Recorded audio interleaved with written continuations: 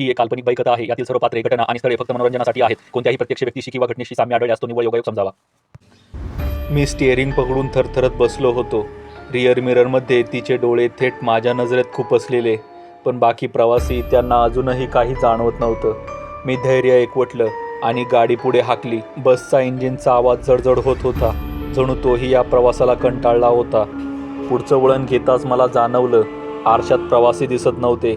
त्यांच्या जागी फक्त काळ्या सावल्या होत्या. सगळे हलत होते, श्वास घेत होते, पण त्यांच्या चेहऱ्याची रूपं गायब होऊन धुक्यासारख्या सावल्या बसल्या होत्या. एक क्षणभर मला वाटलं माझा मेंदू खेळ करत होता, पण नाही. कंडक्टर अचानक किंचाळला, "भाई, पाहिलंत का?" पाठीमागून एक जोरदार किंकाळी आली. एक कॉलेजची मुलगी सीटवरून उभी राहिली. तिच्या मानेवर खोलवर ओरखडे उमटले होते. ताजं रक्त वाहू लागलं. बाकी प्रवासी घाबरले, पण विचित्र असं की त्यांनी काहीच मदत केली नाही. सगळे शांत बसलेले, चेहऱ्यावर काहीही भाव नाही, डोळे एकटक पुढे, जणू ते सगळे झॉम्बीसारखे जिवंत मृत झाले होते. माझ्या नाकात एक गंभीर वास शिरला, लोखंडाचा, जुन्या रक्ताचा. पण सीटवर, फ्लोअरवर कुठेच रक्त नव्हतं, फक्त त्या मुलीच्या मानेवर ओरखडे. "कोणी केलं हे?" मी ओरडलो. ती मुलगी थरथरली, पण काही बोलली नाही. तिच्या डोळ्यात भयानक भीती होती. माझ्या कानाजवळ अचानक एक फुसफुसाहट झाला, खूप जवळून, अगदी जणू कोणी श्वास सोडल्यासारखा. "रस्ता चुकीचा घेतलास, आता परत जाणार नाहीस." मी घामाने भिजलो. कोणीच नव्हतं जवळ, फक्त माझ्या डाव्या कानातून थंडगार वारा आत गेला. त्या क्षणी बसच्या खिडक्या स्वतःहून थरथरू लागल्या.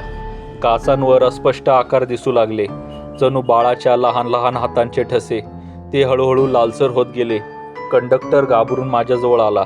"भाई, ही बस थांबवा, काहीतरी भयंकर आहे." पण मला माहिती होतं, घाटाच्या मध्ये बस थांबवली तर आम्ही संपलो.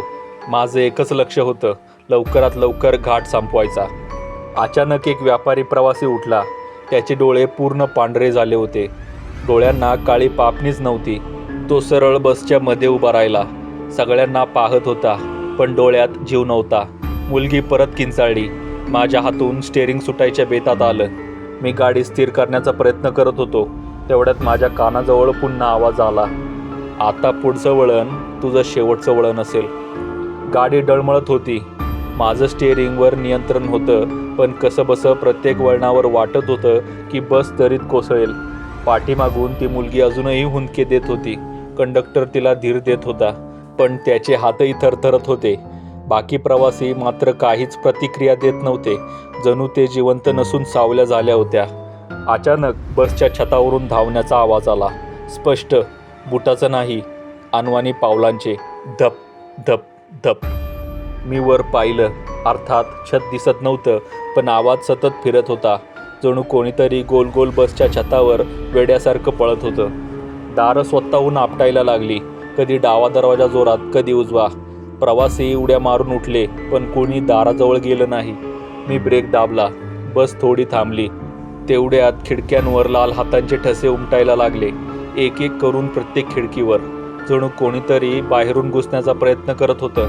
बाहेर पाहिलं तर धुकं दाटलेलं, पण त्या धुक्यातून लाल डोळ्यांच्या सावल्या उभ्या होत्या, दर्जनभर. बसच्या समोर, बाजूला, दरीच्या कडेला, सगळीकडे. त्यांचे डोळे थेट आमच्या दिशेने.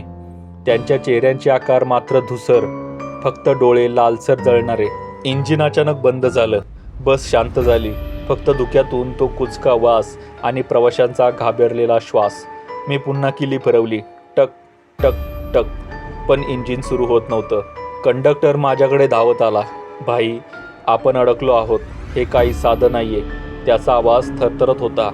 मी उत्तर द्यायच्या आतच हेडलाईट समोर चमकली आणि त्या प्रकाशात मला ती दिसली, पांढऱ्या साडीतली बाई. यावेळी तिचा चेहरा स्पष्ट दिसत होता. तिचं तोंड कानापर्यंत फाटलेलं, ओठांच्या जागी रक्ताळलेलं मांस, दात धारधार, लालसर, डोळे खोबणीत खोल गेलेले, फक्त काळसर, पोकळ. आणि तरीही ती हसत होती, एक विकृत, भयावह हास्य. ती थेट बसकडे सरकू लागली, पण तिच्या पायांना जमिनीचा आधारच नव्हता. ती हवेत तरंगत पुढे येत होती आणि माझ्या हेडलाईटमध्ये फक्त तिचं रक्ताळलेलं हास्य वाढत वाढत भरून आलं. ती बाई हेडलाईटमध्ये सरकत सरकत अगदी बसजवळ आली, हवेत तरंगत. तिचे पाय जमिनीलाही स्पर्श करत नव्हते. तिचं रक्ताळलेलं हास्य जणू समोरच्या काचेवर चिकटलेलं होतं. माझे हात स्टेअरिंगवर घट्ट पकडलेले, पण बोटं सुन्न झाली होती. कंडक्टर मागून ओरडत होता, दरवाजा उघडू नका, काही झालं तरी उघडू नका. पण प्रवासी मात्र शांत. त्यांचे डोळे पांढरे झालेले, चेहऱ्यावर काहीच भाव नव्हते. ते सरळ माझ्याकडे पाहत होते, जणू कोणाच्या आदेशाखाली होते. अचानक दिवे फडफडले, पण पुढच्या क्षणी ती बाई गायब झाली. मी सुटकेचा श्वास टाकणार इतक्यात समोरून बसचा दरवाजा आपोआप कर्कश आवाज करत उघडला. थंडगार वारा आत शिरला आणि ती बाई थेट बसच्या आत आली.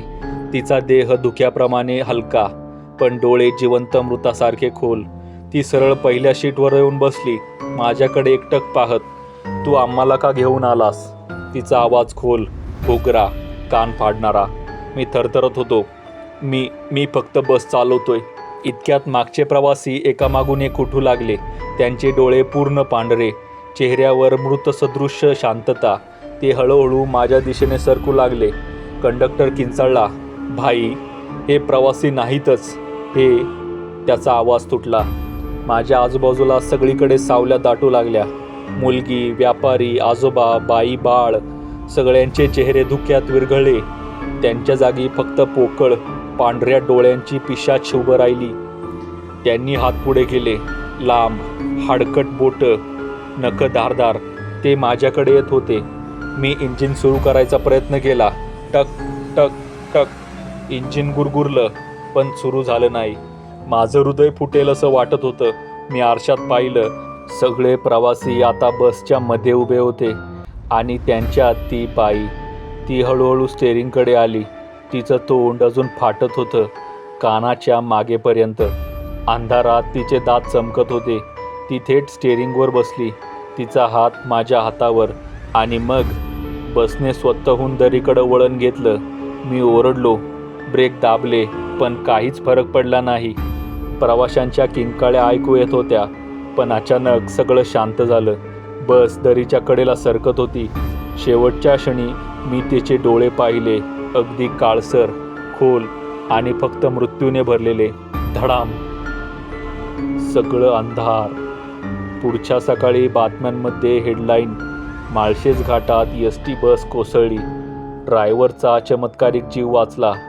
कंडक्टर आणि बाकी सर्व प्रवासी बेपत्ता.